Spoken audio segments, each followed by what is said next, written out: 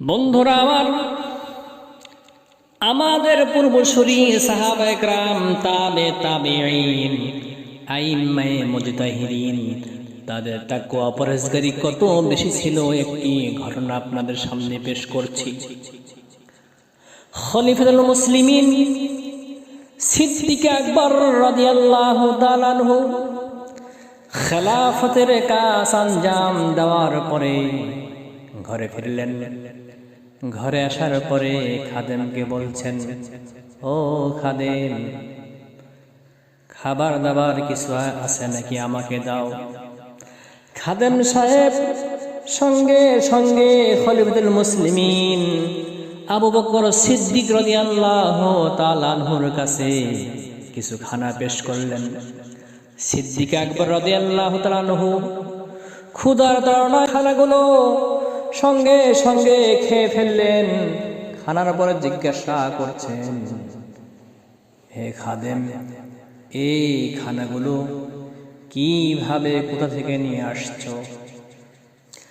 খাদেম বলেন, খলিফাতুল মুসলিমিন, আইয়ামে জাহেলিয়াতের যুগে আমি ঝাড় ফুঁকের কাজ করতাম।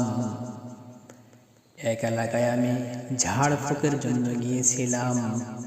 সেখানে ঝাড় ফুঁকের কাজ করার পরে আমাকে কোনো প্রতিদান পারিশ্রমিক দেয়নি। তারা বলেছিল, কোনো সময় যদি দেখা হয় তাহলে তখন পারিশ্রমিক দিয়ে দিব। আজকে সেই এলাকায়, সেই বাড়িতে বিবাহর আয়োজন চলছে। আমি পাশ দিয়ে আসতেছিলাম, তারা আমাকে আহ্বান করলো। আমি তাদের ডাকে সাড়া দিয়ে সেখানে গিয়ে খাওয়া দাওয়ার পরে এই খানাগুলো আমি ওখান থেকে নিয়ে আসছি। সিদ্দিক আকবর রাদিয়াল্লাহু তাআলা আনহু তার কথা শোনা মাত্রই নিজের হাতখানা মুখের মধ্যে ঢুকায় দিলেন।